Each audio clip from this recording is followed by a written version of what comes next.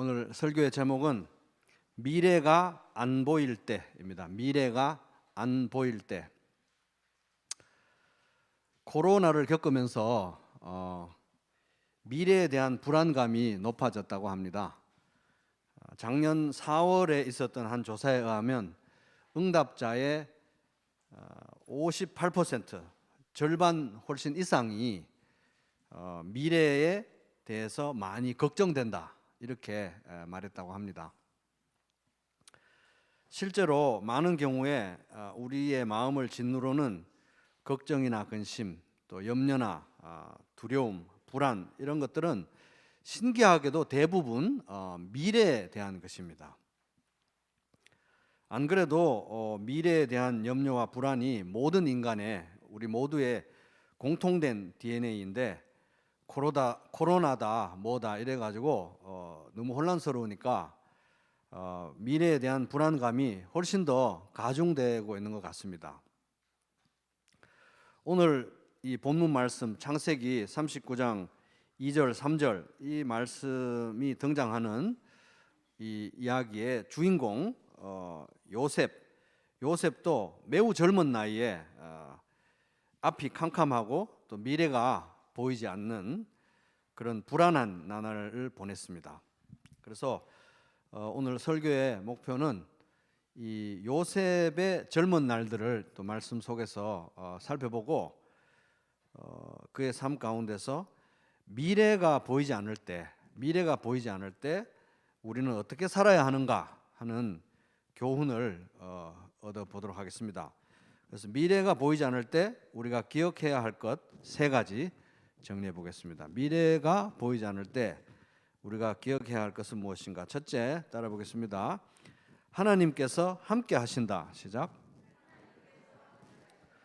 그래서 오늘 이제 본문 말씀 창세기 39장 2절 3절 여호와께서 요셉과 함께 하심으로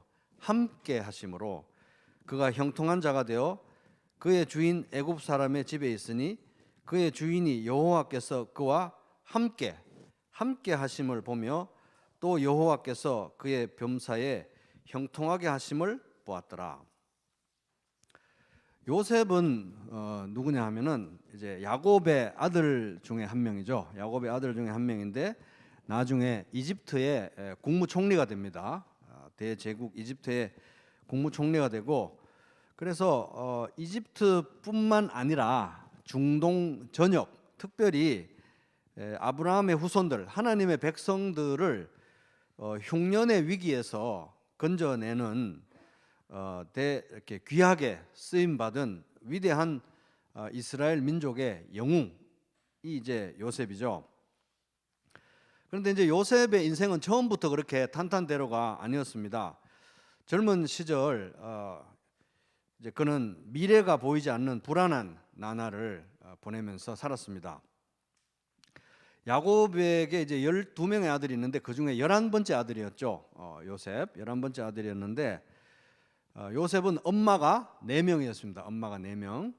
엄마가 4명인 역기능 가정에서 11번째 아들로 태어났는데 아버지의 이 지독한 편애를 받으면서 살았습니다. 편애를 받으면 편애 받는 사람뿐만 아니라 그 사랑을 못 받는, 덜 받는 다른 에브리바디가 다, 모두가 다 가족이 불행해지는데, 그런 상황 속에서 그 10명의 형들의 지독한 미움을 받으면서 요셉이 자라났습니다. 편애가 얼마나 심했는지 이 형들은 요셉에 대해서 정말 죽이고 싶었습니다. 살기가 등등했죠. 그래서 실제로 요셉을 죽이려고 어떤 기회에 구덩이에다 던져 넣어버렸습니다. 구덩이에 던져 넣고 이제 곧 죽이려고 하는데 그나마 봐준 것이 죽이지 않고 인신매매로 팔아넘겼습니다. 인신매매로. 구덩이에 아마 던져 넣었을 때만 해도 요셉은 설마 뭐 이러다가 건져주겠지, 좀 골탕 먹인 다음에, 그렇게 생각했을 것 같아요. 근데 인신매매를 진짜 해버린 거예요. 얼마를 받았느냐? 이 10형제가 돈을 꽤 챙겼어요. 그때 당시에 돈으로 하면 노동자가 2년 동안 일해서 벌 수 있는 액수를 받았다고 합니다. 인신매매를 해서. 그래서 형들이 팔아넘긴 거예요, 요셉을. 그때부터 요셉의 하루하루는 정말 앞이 보이지 않는, 미래가 너무 불안한 그런 하루하루의 연속이었습니다. 그렇게 이제 이집트로 팔려간 요셉은 놀랍게도, 정말 놀랍게도 이집트 왕의 경호실장의 집에 노예로 팔려 들어갑니다. 권력의 핵심부로 들어간 거죠. 경호실장의 집, 경호실장 이름은 보디발이었죠. 보디발. 그 집에 노예가 많았지만 요셉은 그냥 평범한 노예가 아니고 그 주인 보디발의 전폭적인 신임을 얻는 굉장히 중요한 그 집의 집사 같은 역할을 하게 됐습니다. 아주 젊은 나이에. 하는 일마다 형통하게 된 거예요. 어떻게 그런 일이 가능했느냐? 하나님이 함께 하셨기 때문에 가능했습니다. 그래서 다시 39장 2절 보면 여호와께서 요셉과 함께 하심으로 그가 형통한 자가 되어 그의 주인 애굽 사람의 집 보디발의 집에 있으니 그의 주인이, 보디발이 봐도 그의 주인이 여호와께서, 하나님께서 그와 함께 하심이 보였다는 거예요. 주인이 봐도 이 친구에게는 하나님이 함께 하네, 이게 보였다는 겁니다. 함께 하심을 보며 또 여호와께서 그의 범사에 형통하게 하심을 보았도다. 이 친구는 뭘 해도 잘하는데 하나님이 그렇게 하시나 봐. 이게 본인뿐만 아니라 보디발도 느낄 수 있을 정도였다 하는 것입니다. 하나님이 함께 하셨기 때문에 요셉은 미래가 보이지 않는 상황이었지만 형통할 수 있었다 하는 것입니다. 미래가 보이지 않는 상황도 하나님이 함께 하시면 어떻게 됩니까? 형통한다는 것입니다. 그래서 그 하나님의 함께 하심, 하나님이 형통케 하심이 이제 본인도 경험했고 아름다운 간증으로 드러났는데, 이 요셉의 경우를 통해서 우리가 배울 수 있는 정말 중요한 교훈은 앞이 캄캄할 때, 미래가 보이지 않을 때 요셉과 함께 하셨던 그 하나님이 오늘 나와도 함께 하신다. 이것을 기억해야 하는 것입니다.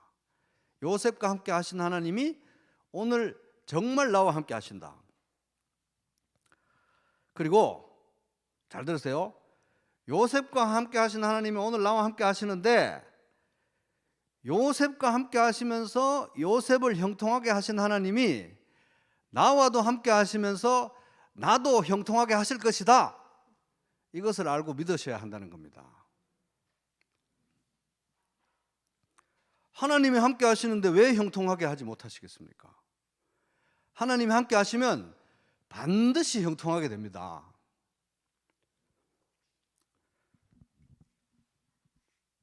아멘. 형통이 뭡니까? 형통. 남들보다 잘 살고, 남들보다 유명해지고, 남들보다 더 성공하는 게 형통인가요? 그건 형통이 아니죠.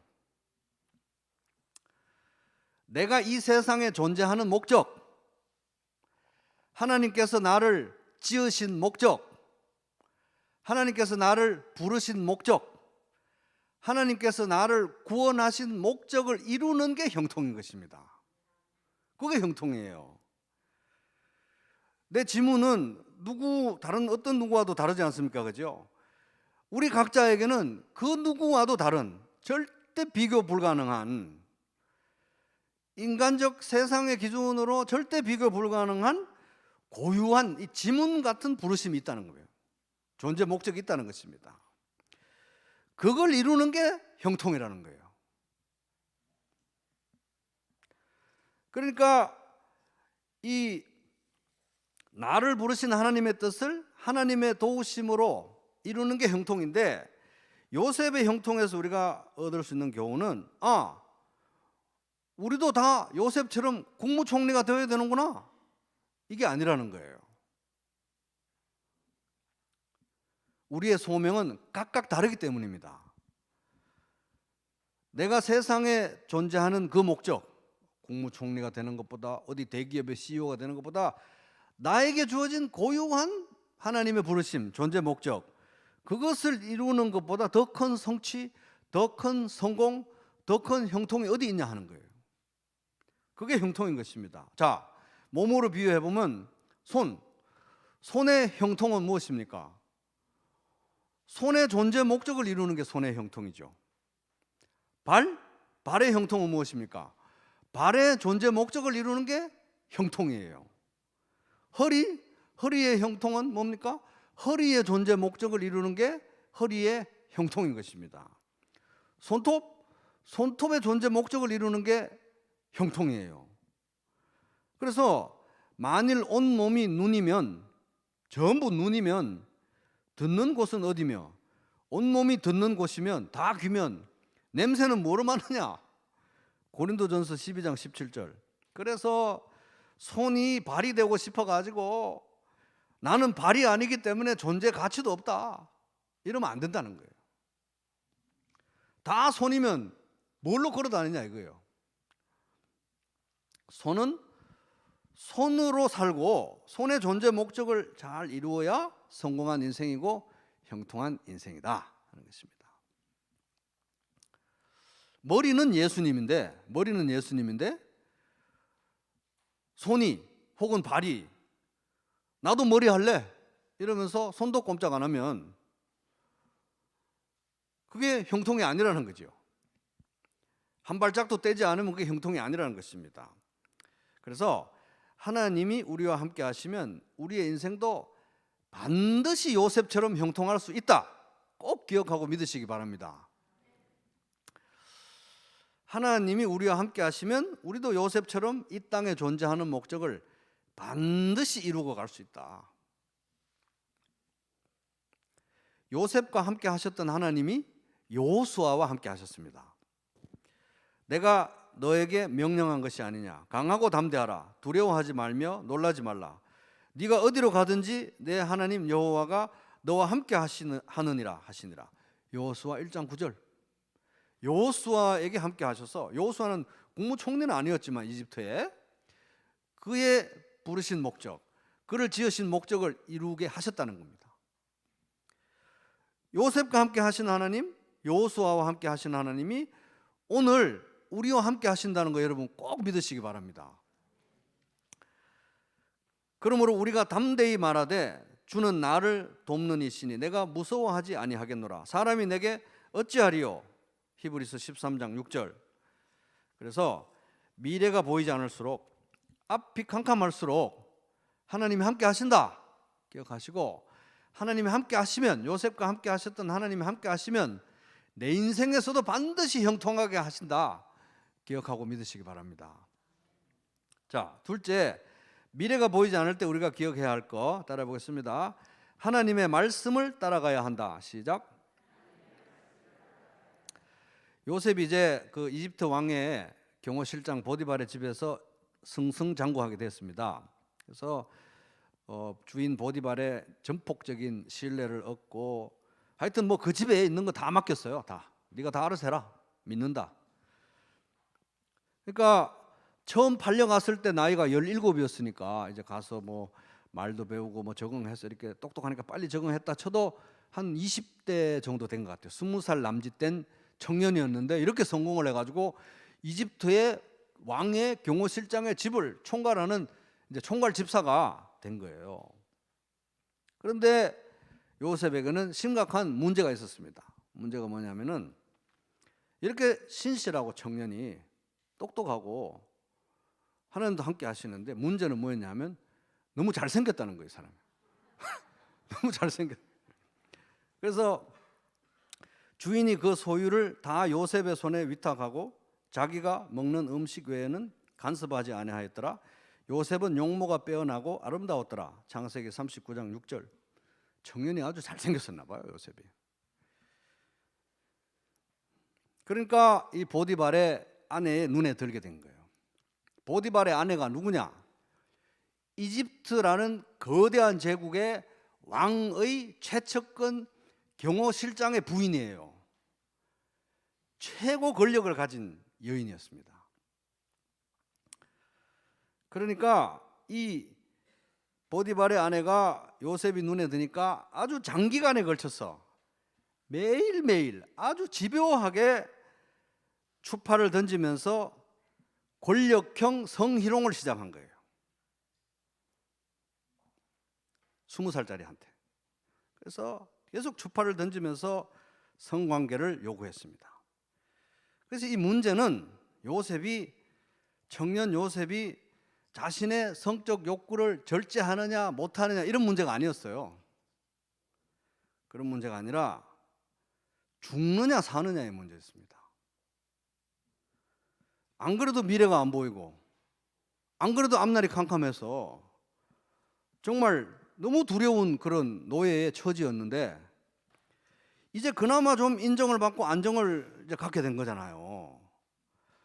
그런데 이 여사님 때문에 자신의 삶이 지금 간당간당하게 돼요. 금방 파괴되게 돼 있어요. 승낙을 해도 자기의 인생은 파괴되고 거절을 해도 목숨이 위태로운 이런 지경에 이르렀다는 겁니다. 그래서 자신을 그토록 신뢰하던 주인 보디발의 신뢰를 깨게 생겼어요. 그리고 자칫 잘못하면은 자기에게 그렇게 고맙게 해준 보디발의 가정이 파괴될 수도 있는 위태위태한 목숨이 간당간당하는 그런 상황이 되는 겁니다. 그래서 이렇게 위태위태한 정말 쌀벌한 권력형 성희롱의 대상이 되었다. 그래서 요셉이 당한 것이 이게 그냥 자신의 뭐 성욕을 절제하느냐 안 하느냐 이런 절제의 문제가 아니라 이게 권력형 강제추행이었다는 근거가 뭐냐 하면은 거기에 39장 12절에 보면은 그 여인이 이 여사님이 그의 옷을 잡고 이르되 나와 동침하자 성관계 요구하는 거예요. 그러나 요셉이 자기의 옷을 그 여인의 손에 버려두고 밖으로 나가매 옷이라고 번역된 이 단어는 뭐 겉옷도 되고 속옷도 되는 거예요. 거의 뭐 우통 정도는 벗겨진 채로 도망간 것 같아요, 제가 보기에는. 근데 그 앞에 그 여인이 그의 옷을 잡고라는 단어가 이게 타파스라는 단어인데 어디에 써졌냐면은 신명기 22장 28절 만일 남자가 약혼하지 아니한 처녀를 만나 그를 붙들고 동침하는 중에 강간하는 거예요. 강간 붙들고 동침하는 중에 그 두 사람이 발견되면 붙들고 이게 타파스예요. 그러니까 강간할 때 쓰는 이 아주 굉장히 강한 단어가 여기 써진 것입니다. 그러니까 이 권력을 가진 이 사람의 집요한 성적 강요 앞에서 파리 목숨 같은 불쌍한 청년이었던 거예요. 20살 남짓 된. 그래서 이 한치 앞을 볼 수 없는 너무너무 불안한 이게 장기적으로 지속된 성적 강요 상황이었고 성희롱이었기 때문에 권력형 성희롱이었기 때문에 얼마나 불안했겠어요. 이리 갈 수도 없고 저리 갈 수도 없고 너무너무 불안하고 내가 또 죽게 되나 이런 상황이었는데 이때 미래가 보이지 않고 앞이 캄캄한 이런 상황에서 요셉이 따라갔던 나침반 내비게이션 그게 뭐였냐면 바로 하나님의 말씀이었던 겁니다. 그래서 39장 9절 보면은 이 집에는 나보다 큰 이가 없으며 주인이 아무것도 내게 금하지 아니하였어도 금한 것은 당신뿐이니 당신은 그의 아내임이라. 그런즉 내가 어찌 이 큰 악을 행하여 같이 읽을까요? 나머지 부분 시작. 하나님께 죄를 지으리까. 그러니까 이 캄캄한 상황에서 이 요셉의 방향을 인도했던 요셉이 따라갔던 이 나침반 내비게이션은 바로 하나님의 말씀이었다 하는 것입니다. 요셉이 하나님의 말씀을 붙들고 끝까지 보디발의 아내의 집요한 유혹과 강요를 견뎌낼 수 있었고 급기야는 이 강제추행의 상황에서 거의 알몸으로 뛰쳐나오다시피 도망갔다는 거예요. 하나님 말씀이 기준이 되었던 겁니다. 하나님의 뜻이 기준이 되었던 거예요. 그렇게 했을 때 굉장히 불리해진 것 같았지만 그가 하나님의 말씀을 따랐을 때 하나님의 뜻을 따라서 움직였을 때 그가 감옥으로 가게 되잖아요. 근데 감옥으로 가게 됐는데 바로 그 감옥에서 무슨 일이 일어났냐 하면 이집트도 살리고 중동 전역도 살리고 특별히 하나님의 백성 이스라엘을 흉년에서 구원할 수 있는 열쇠가 거기서 열린 거예요. 문이 거기서 열린 것입니다. 그거를 보면은 이 요셉이 감옥으로 갔는데 그 감옥이 어떤 감옥이었냐면 아까 말씀드렸듯이 이집트 왕의 경호실에 소속된 감옥이었던 거예요. 그죠? 보디발 집에 있는 감옥이었는데 그것은 아무 그런 다른 감옥하고 다른 게 아주 고위직 정치범들만 수용되는 그런 감옥이었어요. 근데 보디발이 이 요셉을 그의 혐의 사실 때문에 그 고위 정치범이 수용되는 감옥으로 보냈다는 걸 뭘 얘기를 하느냐 하면은 보디발은 자기 아내의 말을 안 믿었다는 거예요. 믿었으면 어떻게 됐겠어요? 진짜 믿었으면 바로 죽여야죠. 노예인데, 파리 목숨 같은 노예인데 바로 죽였겠죠. 근데 안 믿은 거예요. 보디발은 요셉을 정말 신뢰했던 거예요. 정말 하나님 말씀대로 이 사람은 사는구나. 근데 또 아내의 말을 안 들으면 어떻게 돼요? 공개적으로 자기 집안이 아주 창피한 일이 되는 거잖아요. 그래서 자선책으로 이제 궁여지책으로 그 감옥으로 보냈던 거죠. 그래서 요셉은 그런 순간에 결국 하나님 말씀을 붙들고 있었기 때문에 강간범으로 몰린 상황에서도 사람들의 신뢰를 얻을 수 있었다. 그리고 중요한 거는 감옥에 가서도 또 그 감옥의 간수, 책임자, 간수장에게 신뢰를 얻을 수 있었다는 거예요. 그래서 창세기 39장 21절에 보면은 간수장에게 은혜를 받게 하셨다. 그죠? 그리고 23절에 보면 간수장은 그의 손에 맡긴 것을 무엇이든지 살펴보지 아니하였으니 이는 여호와께서 요셉과 함께 하심이라. 여호와께서 그를 범사에 형통하게 하셨더라. 간수장도 이 요셉을, 감옥에 온 요셉도 이제 요셉을 신뢰하게 됐다는 겁니다. 그래서 요셉이 이런 선택들이 우리들에게 주는 교훈은 뭐냐면, 따라 보겠습니다. 한마디로 헷갈림은 말씀대로. 이거 옆 사람에게 한번 해보세요. 아주 리드미컬하잖아요, 그죠? 헷갈림은 말씀대로 합시다. 이렇게 한번. 헷갈림은 말씀대로 한 거예요. 헷갈림은 하나님 나라와 그의 의를 먼저 구하는 선택을 했던 거예요. 왜? 그게 제일 안전한 선택이기 때문에. 헷갈림은 말씀대로. 헷갈리면 이걸 선택해야 되나 저걸 선택해야 되나. 헷갈리면 하나님 나라와 그의 의를 먼저 구하는 선택을 하는 거예요. 그게 제일 안전한 선택이라는 것입니다. 그러면 반드시 하나님께서 우리와 함께 하시고 형통케 하실 것이다. 존재의 목적을 이루게 하실 것이다. 부르신 목적을 꼭 이루게 하실 것이다. 그게 형통이 아니면 뭐가 형통이냐 하는 겁니다. 자, 세 번째, 미래가 보이지 않을 때 우리가 기억해야 될 것 따라 보겠습니다.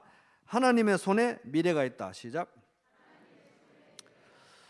그래서 이제 요셉이 보디발의 감옥에 들어가고 나서 얼마 뒤에 감옥에 들어가고 난 뒤에 이제 거기가 고위직 정치범들이 수용되니까 실제로 또 2명의 정치범들이 이제 수용이 됐어요.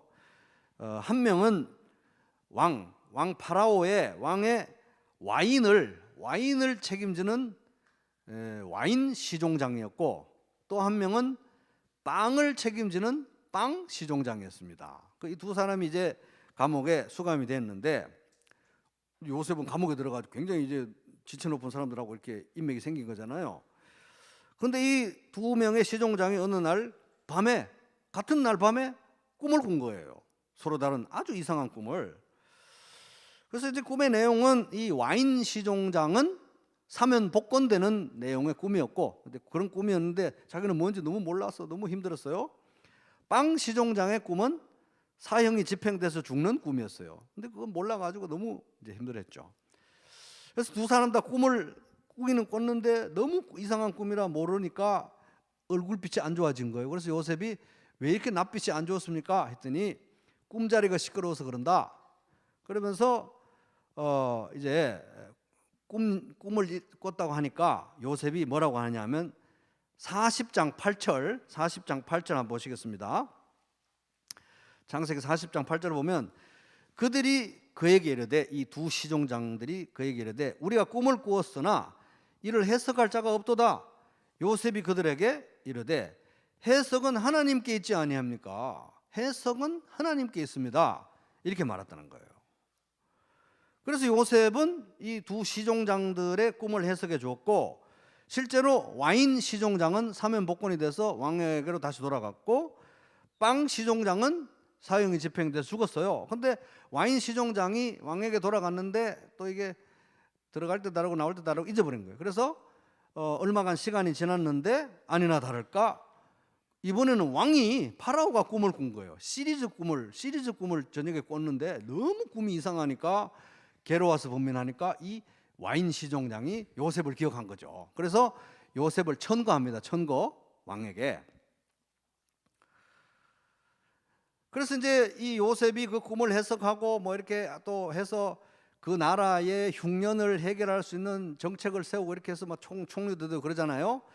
근데 그 꿈을 해석하기 위해서, 파라오 왕의 꿈을 해석하기 위해서 왕 앞에 섰을 때 이 요셉이 한 말입니다. 자, 41장 16절 한번 보시겠습니다. 요거 중요한 말씀이니까 같이 한번 읽어보겠습니다. 시작. 요셉이 바로에게 대답하여 이르되 내가 아니라 하나님께서 바로에게 편안한 대답을 하시리다.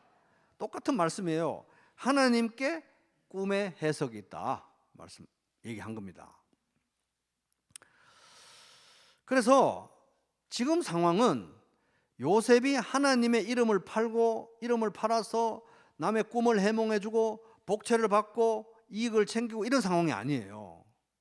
그런 상황이 아니라 반대입니다. 반대. 잘 들어보세요. 하나님의 이름을 팔아서 꿈 해석해주고 복채 받고 이런 상황이 아니라 그 반대 상황인데, 어떤 상황이냐? 오히려 하나님이 이 사람들의 꿈과 요셉의 해석을 통해서 자신이 하시고자 하는 뜻을 나타내시고 그것을 이루어가는 과정이라는 거예요. 반대예요, 반대. 요셉은 그 점을 분명히 알고 있었습니다. 아, 내가 이거는 뭐 하나님 이름 팔아서 꿈 해석해주고 복채받고 이게 아니라 하나님이 이 꿈들을 통해서 뜻을 계시하시고 그것을 이루어 가시는구나, 이런 점을 분명히 알고 있었는데 41장 25절 이것도 엄청 중요하니까 같이 한번 읽어볼까요? 25절 시작. 요셉이 바로에게 이르되 바로의 꿈은 하나라. 하나님이 그가 하실 일을 바로에게 보이심이니이다. 꿈은 뭐 시리즈로 꽂지만 하나인데 핵심은 하나님이 지금 뜻을 나타내시고 그걸 이루어 가실 것이다. 그 점을 요셉은 알고 있었다는 거예요. 그건 뭡니까? 미래는 알 수 없지만 그 미래가 하나님의 손에 있다. 이걸 요셉이 알았던 거예요. 하나님이 그 미래를 미리 이 꿈들을 통해서 계시하시고 또한 이루시는 분이라는 걸 요셉이 알고 있었던 거예요. 하나님께 미래가 속했다. 이거는 하나님이 단순히 뭐 미래를 내다보신다, 꿈 해석을 할 수 있다 이런 차원이 아니라 직접 뜻을 가지고 미래를 설계하시고 그 뜻대로 이루어 가시는 분이시라는 확신을 가지고 있었는데 구약의 선지자들이 누누이 반복해서 얘기하는 바인 것입니다. 여호와 하나님은 미리 말씀하시고 그 뜻을 이루는 분이시다. 미래는 하나님께 속해 있다. 이거 중요하니까요. 이거를 우리가 잘 못 믿지 못하니까 정말 당신은 꼭 믿으시라는 그런 간절한 눈빛으로 한번 얘기 좀 해주세요. 미래는 하나님께 있습니다. 이렇게 한번 얘기했어요. 제가 그 다녔던 대학이 그 당시에 저기 용인 시골 구석에 있었는데 주변이 전부 논밭이었어요. 그래가지고 정말 거기 들어가려면 엄청 오래 걸렸는데 학교 교직원 중에 어떤 분들은 너무 산골에 있으니까 논밭으로 둘러싸여 있으니까 그냥 남는 시간이 많으니까 여기 땅 사서 농사나 지어야 되겠다 해가지고 땅을 샀어요. 헐값에. 그래가지고 나중에 얼마 지나고 들어보니까 떼부자 됐다고 하더라고요. 그래서 우리 어머니도 저기 경상도 영덕에 거기 사셨는데 옛날에는 제 어릴 때는 농지가 그렇게 싼 값이 아니었습니다. 도시에 비해서. 그래가지고 주변에 사람들이 저기 대구에 가서 집 사라고, 포항에 가서 땅 사라고 그렇게 말을 많이 했대요. 근데 우리 어머니가 그걸 안 사가지고 그걸 지나고 나서 그때 그걸 샀어야 된다고. 지금 내가 부동산 투기 얘기를 하는 게 아니고, 이렇게 시세의 흐름에 맞춰야 돼요. 시세의 흐름을 타야 되잖아요. 시대의 흐름을 타야 또 부자가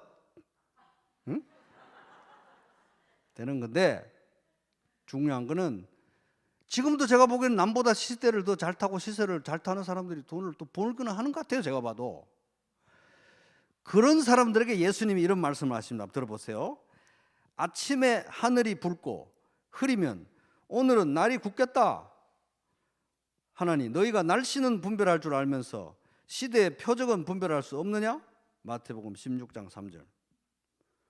그렇게 시세는 잘 아는데 시대는, 정말 하나님의 시대는 왜 분별을 못하냐 이거예요. 정말 우리가 알아야 될 이 시세의 흐름, 시대의 흐름, 정말 큰 손해보는, 놓치면 큰 손해보는 시대의 흐름은 뭡니까? 하나님 나라가 곧 임한다는 거예요.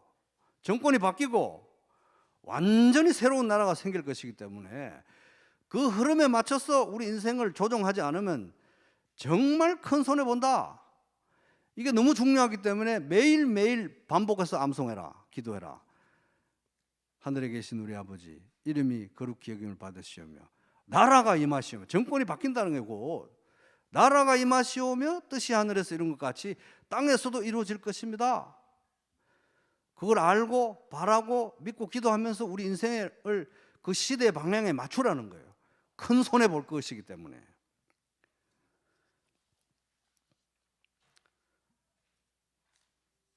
그러면서 하나님은 우리에게, 성경은 어디에 투자를 해야 될지 정확하게 말씀을 하시는데, 요거 잘 들으시기 바랍니다. 어디에 투자를 해야 되느냐? 그러므로 너희를 위해 보물을 하늘에 쌓아두라. 하늘에서는 좀 먹거나 녹슬어 못 쓰게 되는 일도 없고 도둑이 들어 훔쳐가지도 못한다. 마태복음 6장 20절. 하나님 나라와 의를 먼저 구하는데 우선순위를 두고 살기 위한 방향으로 모든 것을 사용해라 하는 것입니다. 이게 시대의 흐름이기 때문에 시세가 지금 이렇게 가고 있다는 거예요. 우리 어머니가 대구에 땅을 못 사가지고 그렇게 후회하셨는, 그 후회와는 비교할 수 없는, 땅을 치고 후회할 수 있는 시대가 곧 온다. 나라가 임하시오며, 우리가 매일 기도하는 내용 그대로라는 것입니다. 하나님이 미래를 붙들고 계시고 하나님이 뜻대로 미래를 주관할 것이기 때문에 이 거대한 방향에, 이 거대한 흐름에 나의 미래를 투자하는 게 제일 짭짤한 방식이다 하는 것입니다. 그래서 미래가 안 보일 때 우리가 반드시 기억해야 되는 건 뭡니까? 미래는 하나님께 있다. 자, 오늘 말씀을 요약하면 따라 보겠습니다. 미래는 하나님께 있다. 시작. 그래서 냉정하게 보면은, 미래를 냉정하게 보면, 아까 모두에 제가 시작을 미래가 안 보여서 너무 힘든 사람들이 많고 미래가 안 보여서 우울한 사람들이 많다 그랬는데, 냉정하게 보면 미래가 다 안 보이는 거예요. 미래를 보는 사람은 아무도 없습니다. 다만 차이는 뭐냐면, 미래가 보인다고 여겨지는 상황이 있고 미래가 안 보인다고 여겨지는 상황이 있을 뿐이에요. 미래는 다 못 보는 것입니다. 왜? 다 처음 사는 인생이기 때문에. 그리고 미래는 하나님이 딱 붙들고 계시기 때문에 미래는 다 안 보이는 거예요. 상황이 좋으니까 미래가 훤하게 보인다고 착각하고 있는 사람들에게 예수님이 이렇게 말씀하셨습니다. 그리고 내 영혼에게 말하겠다. 영혼아, 여러 해 동안 쓸 많은 물건을 쌓아두었으니 너는 마음 놓고 먹고 마시고 즐겨라. 미래가 훤하게 뚫렸다. 이런 사람에게, 그러나 하나님께서 말씀하신다. 어리석은 사람아, 오늘 밤에 네 영혼을 내게서 도로 찾을 것이다. 그러면 네가 장만한 것들이 누구의 것이 되겠느냐. 누가복음 12장 19절에서 20절. 미래는 하나님의 손에 있습니다. 미래는. 그래서 어차피 미래를 내다보는 사람도 없고, 그냥 미래가 보인다고 스스로 속이거나 남을 속이거나 둘 중 하나인 거예요. 그러니까 우리는 미래가 안 보여서 불안해하거나 미래를 보고 있다고 스스로 속이는 대신에 뭘 해야 되느냐? 미래를 붙들고 계시는 하나님의 뜻이 뭔지 분별하는 게 제일 중요하다는 것입니다. 그래서 토마스 아켄피스가 그리스도를 본받아라는 책에서 이런 말을 했습니다. 전에는 미래에 자기에게 어떤 일이 일어날지를 몰라서 전전긍긍하며 그것을 알아내기 위하여 마음을 졸였지만 이제는 하나님의 온전하시고 기뻐하시는 뜻이 무엇인지 알려고 애쓰게 되었습니다. 87페이지. 그래서 여러분, 하나님의 뜻을 이루는 인생이 아니라면 무의미한 인생이에요. 사실은 아무리 멋있어 보이는 인생도 정말 무의미한 인생인 것입니다. 진짜 무의미한 인생인 것입니다. 다 불에 타서 없어질 것입니다. 결국은 하나님의 뜻을 이루는 것만 남을 것입니다.